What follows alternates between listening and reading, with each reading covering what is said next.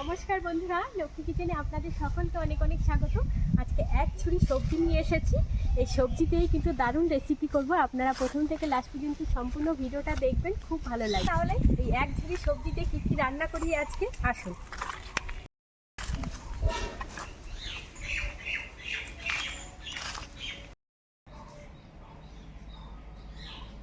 এক ছুরি সবজি দুটো নিয়ে এসেছি। সবজি লাগবে, সবজি।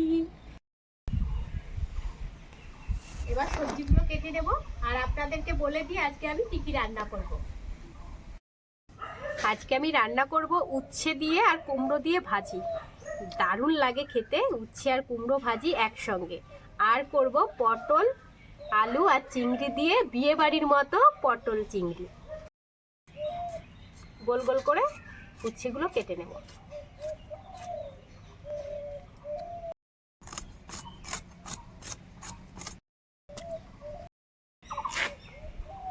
কুমড়োটাও কিন্তু দারুণ, খুব সুন্দর কুমড়ো।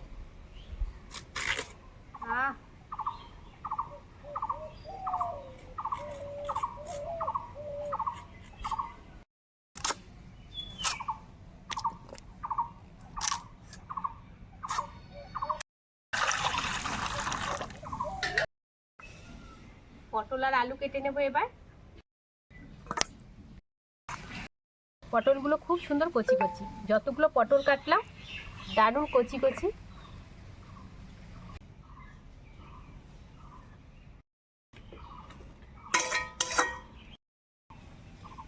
কড়াই গরম হয়ে গেছে, সরষের তেল দিয়ে দেব।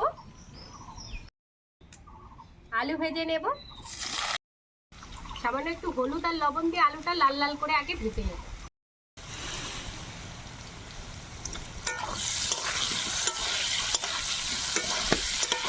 খুব সুন্দর করে লাল লাল করে ভেজে নিয়েছি। এবার পটল ভেজে নেব।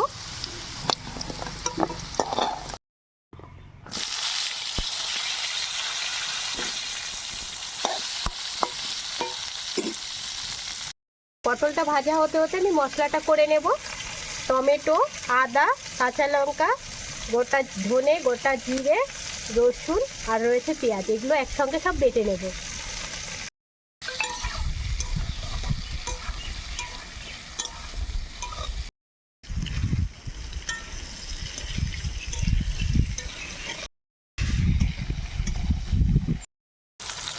পটলগুলো কিন্তু আলুর মতো করে লাল লাল করে ভেজে নিয়েছি।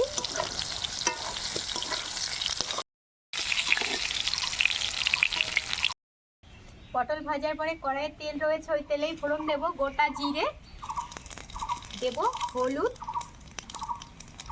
আর দেব কাশ্মীরি রেড চিলি পাউডার। একই সঙ্গে বাটা মশলাটাও দিয়ে দেব।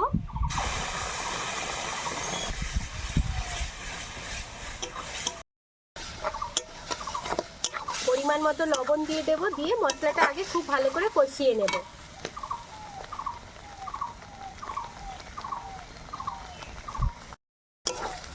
মশলা খুব সুন্দর করে কষিয়ে নিয়েছি। এবার এর মধ্যে কাঁচা চিংড়ি মাছ দিয়ে দেব।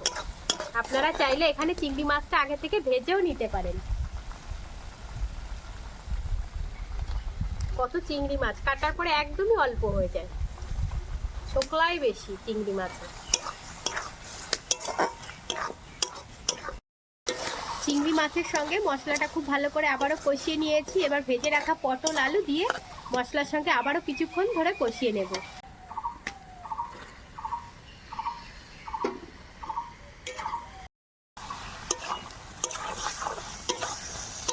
এইভাবে চিংড়ি মাছটা যদি আপনি মশলার সঙ্গে দিয়ে কষান তাহলে কিন্তু ভেজে রান্নার থেকে এইভাবে স্বাদটা বেশি ভালো লাগে। মশলার সঙ্গে সবজি খুব ভালো করে কষিয়ে নিয়েছি। এবার ঝোল দিয়ে দেব। আর সিদ্ধ কিন্তু প্রায় 70% সব কিছু হয়ে গেছে, এই দেখুন।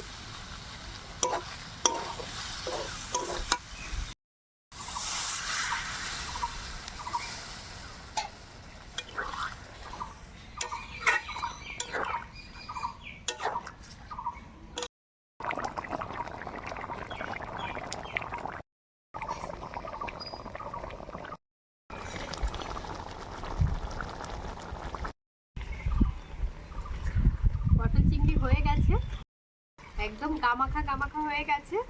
আর খুব বেশি ঝোল টানাবো না, এটুকু ঝোল রাখবো। ঝোল তো নেই, একদমই গামাখা। নামানোর আগে দিয়ে দেবো 1/2 টেবিল চামচ চিনি।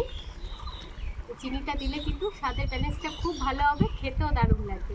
সঙ্গে দেবো 4টে গোটা এলাচকে ফাটিয়ে নিয়েছি। এই 4টে এলাচ দেবো, এতে করে এই স্বাদটা আরও দ্বিগুণ বাড়িয়ে দেবে। আপনারাও পটল চিংড়ি রান্না করলে কিন্তু নামানোর আগেই এলাচ দিয়ে দেবেন। খুব সুন্দর হয়েছে পটল চিংড়ি।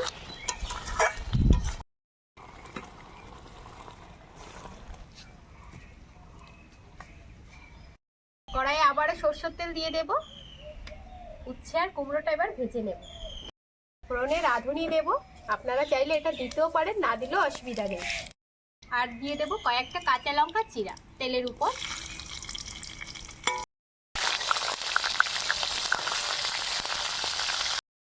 সবজিটা দিয়ে দেব।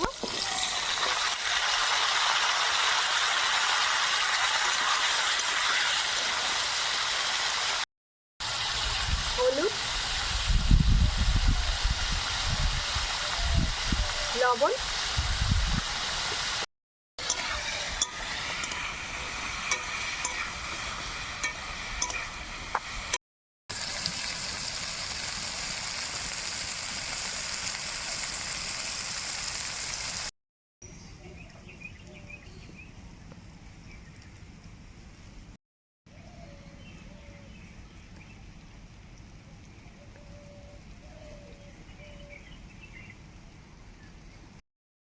উচ্ছে আর কুমড়ো ভাজি হয়ে গেছে।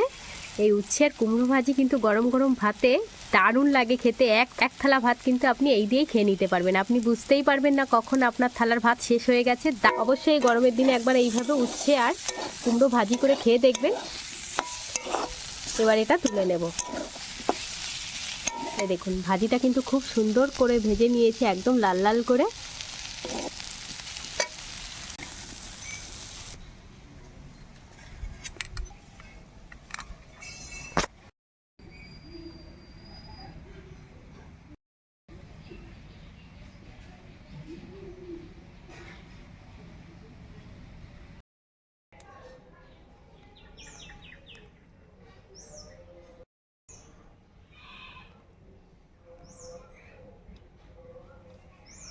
দেখুন এক থালা ভাত নিয়েছি, কুমড়ো আর উচ্ছে ভাজি, সঙ্গে কাঁচা লঙ্কা, আর রয়েছে পটল চিংড়ি। জমিয়ে হবে খাওয়া দাওয়া বন্ধুরা। বাবা কতক্ষণে গালে দেবো। এই উচ্ছে আর কুমড়ো ভাজি যে কি দারুণ খেতে গরমের সময়।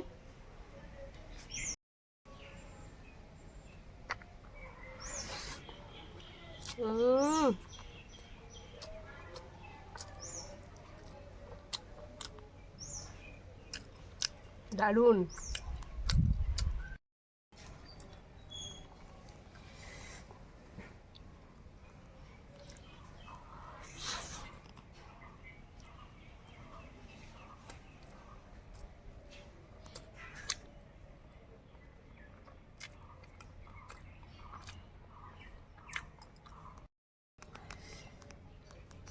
এবার একটু পটলের তরকারিটা দিয়ে খাই।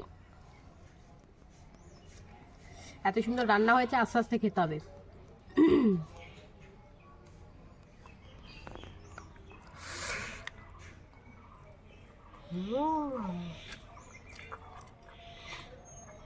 দারুণ হয়েছে।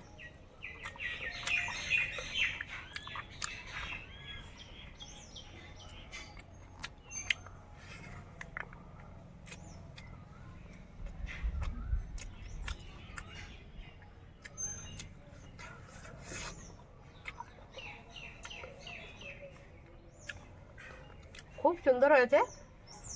খুব বেশি কিন্তু মশলা দিইনি, যেহেতু এখন গরম। দারুণ লাগছে খেতে। আর আজকের রেসিপি দুটো কেমন লাগলো সেটা কিন্তু অবশ্যই জানাবেন। ভালো লাগলে অনুরোধ রইল চ্যানেলটি সাবস্ক্রাইব করে নেওয়ার, আর ভিডিওর শেষে একটি লাইক করে দেওয়ার। আর আপনারা সবাই সুস্থ থাকবেন, ভালো থাকবেন, সাবধানে থাকবেন। আর এই গরমে কিন্তু অল্প তেল মশলা দিয়ে রান্না করে খাবেন। আজকে কিন্তু বন্ধুরা ভিডিওটা আমি এখানেই শেষ করছি।